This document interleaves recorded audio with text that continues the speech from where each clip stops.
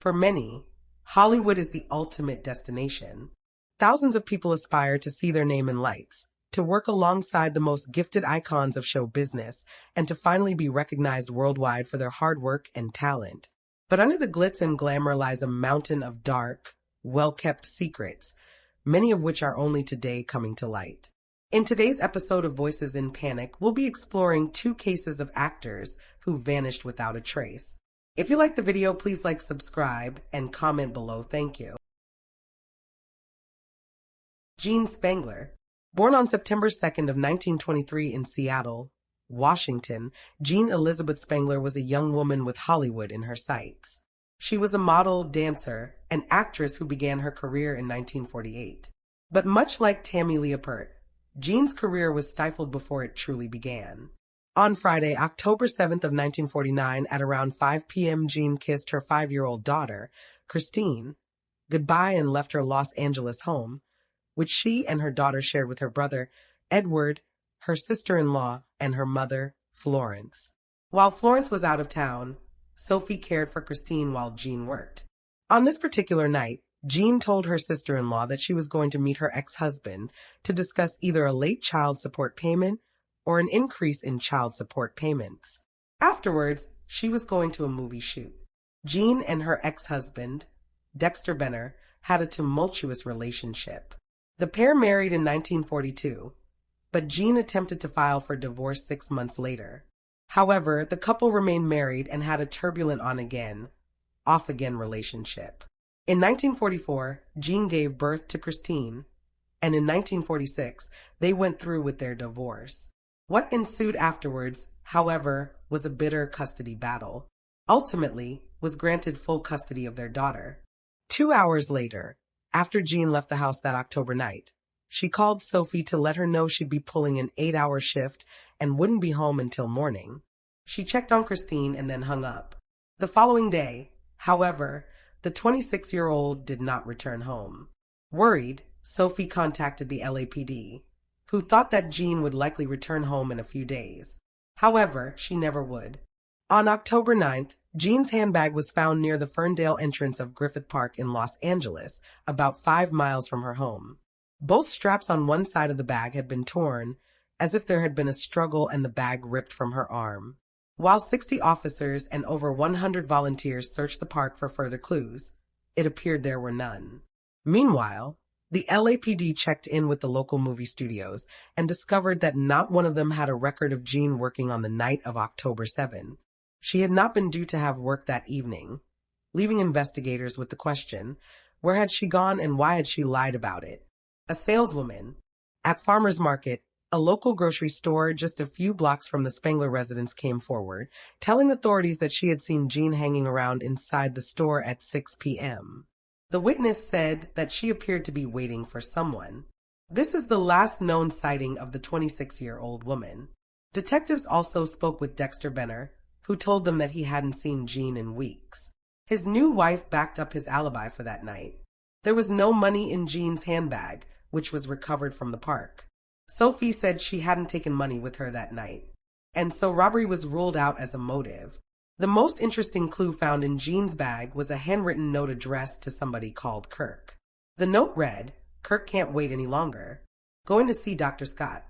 It will work best this way while mother is away." Interestingly, the note had been closed with a comma and left unsigned, as if it were unfinished.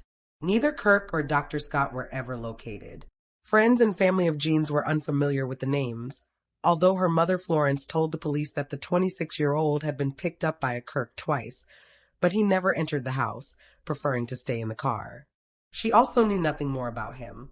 As for Dr. Scott, authorities questioned every doctor in LA with that surname, but none of them had a patient with the surname Spangler or Benner. While Jean once had been involved with an abusive man named Scotty, her lawyer said she had not seen him since 1945. The man was reportedly a member of the military and had beaten the mother of one when she tried to end things, even threatening her life. It is unclear if authorities ever spoke with him, ruled him out, or considered him a suspect in any way. In recent years, it's been speculated that Dr. Scott was simply an alias, Across the week following Jean's vanishing, Griffith Park was searched by over 200 volunteers and police officers.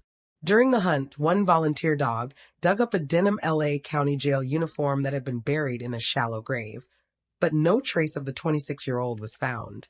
Things took a turn, however, when Kirk Douglas, the superstar actor who was a 33-year-old up-and-comer at the time, contacted authorities. He had seen the note found in Jean's handbag in the newspapers and had called to let them know he was not involved. An action which many today see as strange, as Kirk Douglas was never considered a suspect at any point. In fact, the authorities seemed unaware that he had been filming on the same set as for the movie Young Man with a Horn. Douglas told police that he did not know Jean, nor had he spoken to her. But he changed his story later when he spoke with the lead investigator, admitting that he talked and kidded with her a bit on set, but that he hadn't spent time with her outside of film production. On October 12th, Douglas publicly stated a similar sentiment. The questions began to mount as police dug deeper into Jean's personal life. Upon speaking further with her friends, it was revealed that the 26-year-old was 3 months pregnant, and she had talked about getting an abortion. According to witnesses who frequented the same nightlife spots as Jean, a former medical student named Doc was known to perform illegal abortions for a fee. However, authorities were never able to locate Doc, nor were they able to prove he even existed. The botched abortion theory was investigated by the LAPD, but appears to have gone nowhere. Another friend of Jean's told investigators that she'd recently admitted she was seeing somebody, but that it wasn't serious. However, she had never revealed the man's identity. Another theory investigated by authorities was that Jean had connections with local gangsters. Before she began acting, the 26-year-old had worked as a dancer at a club that allegedly, quote, put her in the orbits of various gangsters. Jean had reportedly been seen in both Palm Springs and Las Vegas with a man named Davey Ogle, who was an associate of the notorious criminal Mickey Cohen. Ogle went missing 2 days after Jean did on October 9th. Authorities wondered if the pair had fled to avoid prosecution, as Ogle was under indictment for conspiracy. In 1950, one of Jean's sisters testified that neither herself nor Jean associated with Cohen, Ogle, or any other gangsters. That same year, a customs agent saw a woman resembling Jean in El Paso, Texas. She was at a hotel with a man who looked like Ogle. A hotel clerk identified Jean from a photograph, but neither of their names appeared on the register. And this lead ultimately led nowhere. Despite a nationwide search, no traces of Jean were ever found. In the years following her vanishing, sightings of the 26-year-old were reported across California, Arizona, and Mexico City, but none could be validated. After the disappearance, Florence and Dexter Benner engaged in another bitter custody battle.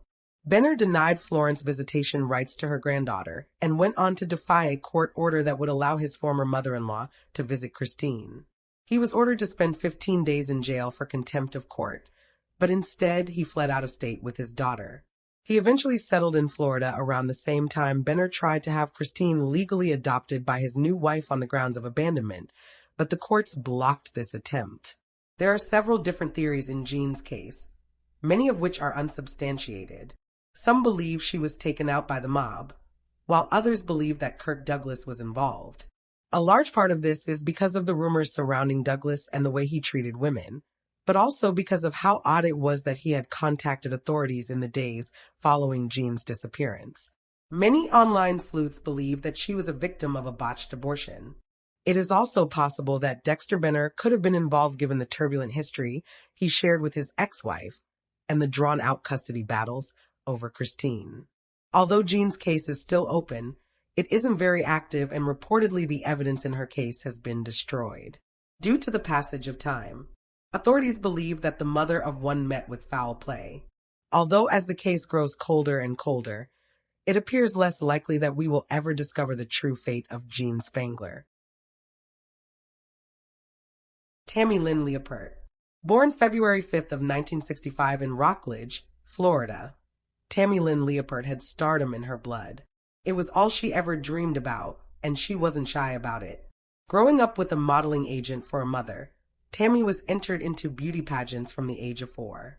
Of the 300 contests she entered, she took home 280 crowns.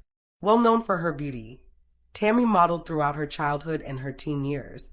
It wasn't long before she began looking for her big break in the film industry.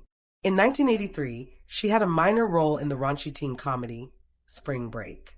Additionally, her legs, hips, and torso were used for the movie poster.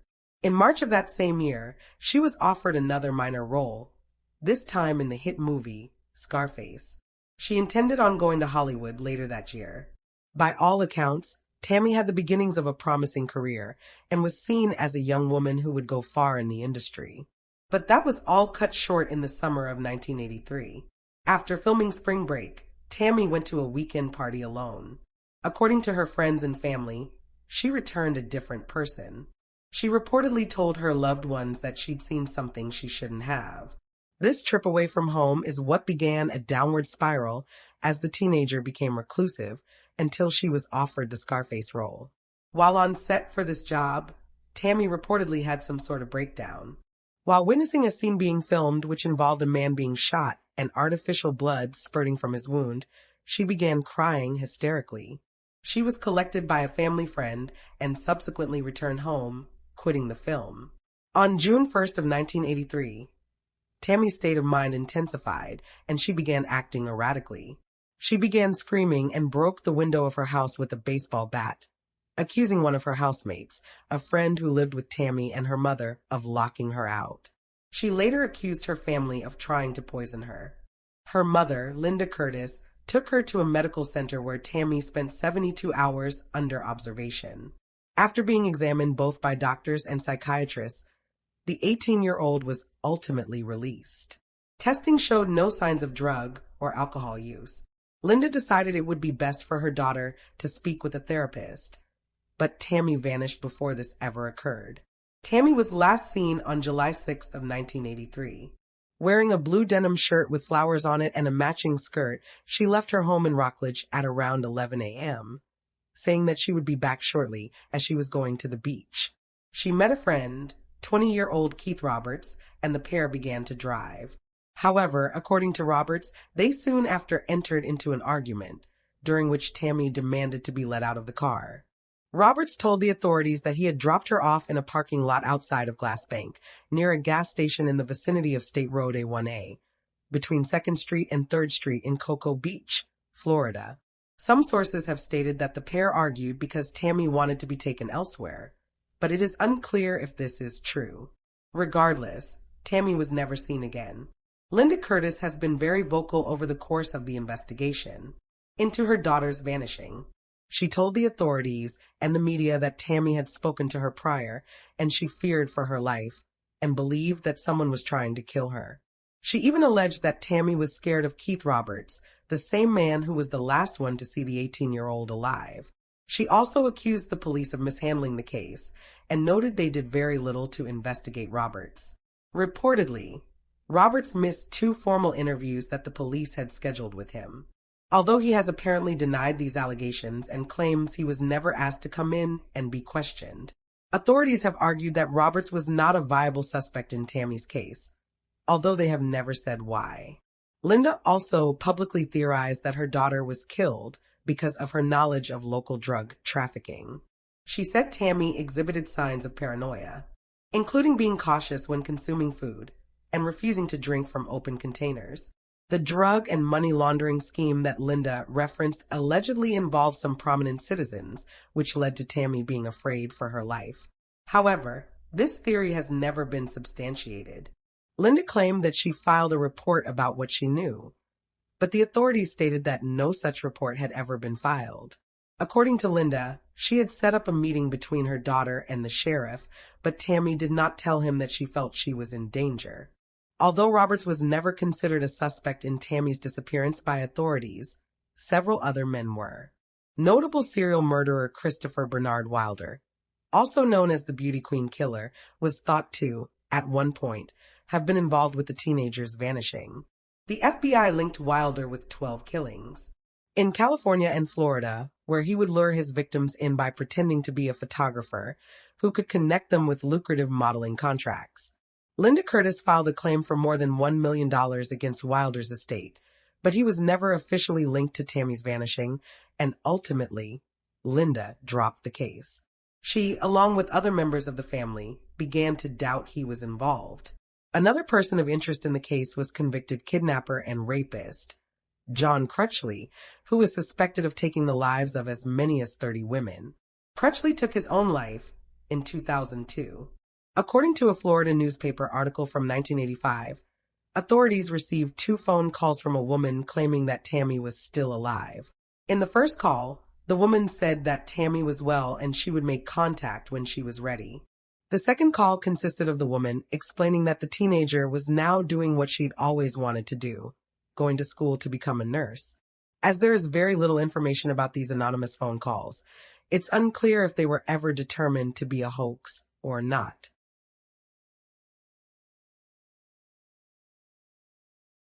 Many online sleuths have suggested the idea that Tammy's body has been found, but simply not yet identified. There are many Jane Doe exclusions listed in the 18-year-old's case. The following unidentified women have been ruled out as being Tammy: the Harris County Jane Doe, the Pinal County Jane Doe, the Knox County Jane Doe, the Fairfax County Jane Doe, the Waller County Jane Doe, Stafford County Jane Doe, and the Newport News Jane Doe. As far as theories go, there are a number of possibilities and suggestions that have been put forward by online sleuths. Many armchair detectives believe that Keith Roberts did have something to do with the vanishing, since he was the last one to see her alive, and then subsequently missed all his scheduled interviews with law enforcement. Others have stated their belief that Tammy was suffering from undiagnosed schizophrenia, and that she was perhaps taken by an opportunistic killer in her vulnerable state, after being abandoned at the parking lot. The other theories in Tammy's case involve her taking her own life, running away to start over, or being murdered by the drug launderers that she was so afraid of. It's also been speculated that her disappearance had something to do with whatever she had witnessed at the party following the completion of the filming of Spring Break. Tammy's sister, Suzanne, has publicly suggested that the case is linked with that of another young woman who went missing from Cocoa Beach in June of 1983, just 1 month before Tammy. Nancy K. Brown was originally from Illinois, and her remains turned up in March of 1984. Her murder is still unsolved. A more recent theory that has been discussed online is that a former actor named Paul Lamb, who featured in Spring Break, was involved in the vanishing. An anonymous blog poster alleged that Land killed Tammy and dumped her body in a swamp. The writer claimed that the pair met on the set of Spring Break and alleged that Land sold drugs on film sets. It was how he made most of his money. Apparently, Land left acting in the 90s to set up his own construction business in New Jersey. He died in December of 2007, aged 51. These allegations have never been proven. There is some speculation that Tammy was 3 months pregnant at the time of her disappearance. The anonymous writer who posted the original allegations against Paul Land also claimed that she was pregnant with his child. While this information is featured on her Doe Network page, it is unclear where this rumor began. While Tammy's case was featured on Unsolved Mysteries in 1992, it led to no new successful leads. Her dental records have been lost in the decades since her mysterious vanishing. And if she is still alive, Tammy would be 56 years old. And there you have the facts.